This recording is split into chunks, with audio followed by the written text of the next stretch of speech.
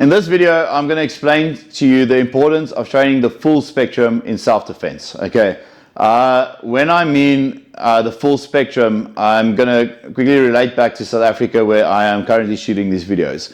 So in South Africa, we've got 87 murders every single day. Okay, of those murders that happen, there's obviously a hell of a lot of other crimes that happen as well. Thousands of other crimes. But the 87 murders that happen, okay, are typically not done with kimuras, arm bars, rear naked chokes, roundhouse kicks to the body, left-right crosses, and anything like that. It's not done by doing a wrestling takedown. They typically shot, stabbed, burned to death, choked to death, strangled to death, beat with a blunt instrument, chopped with a machete, you name it, slashed, whatever it is, okay, grievously assaulted. There's many ways that they die, but very few of those are by what you would typically see in sports, okay?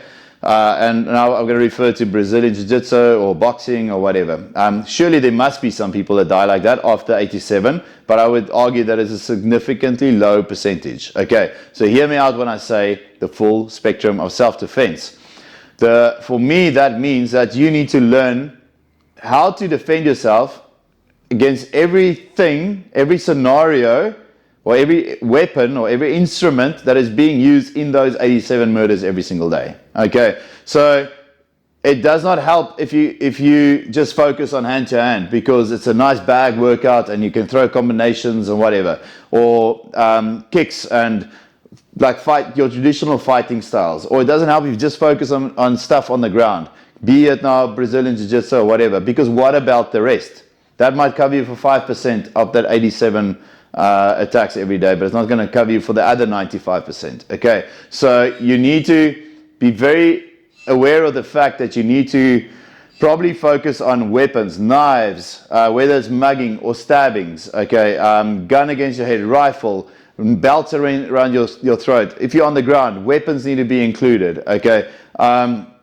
Multiple attack scenarios, hijacking scenarios, kidnapping scenarios, where gun is up close, under your chin. All those things is what you need. That's this full spectrum of self-defense. And you also need to learn how to use whatever you disarm.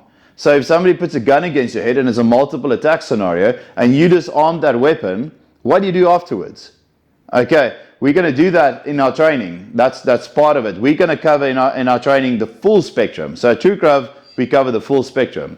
But even if you just watch this video, you decide, I've had enough of this guy's voice, I'm not going to continue with defense class, but I'm going to look for my own self-defense training. Then add, whether it's one place or multiple places, but add everything in that spectrum. Like from hand to hand, ground with weapons, knives, guns, like everything I mentioned, plus the usage of it. Okay, so if you disarm a knife, you need to know how to use it. If you disarm a gun, you need to know how to use it. How does it work? Okay, you don't need a gun license to know how a gun works. You don't need a gun license to shoot someone in self-defense as well. But you do need to know how a gun works if you disarm someone from a weapon. At the very least, just to protect your other family members. If you disarm the gun, even if you were successful and they down or they dead or they arrested or whatever, and you're sitting with a live gun in your hand, if you don't know how this gun works and your kids come there and you do something stupid, a shot, you can accidentally pull it or discharge a bullet, okay, in many ways. So full spectrum means exactly that.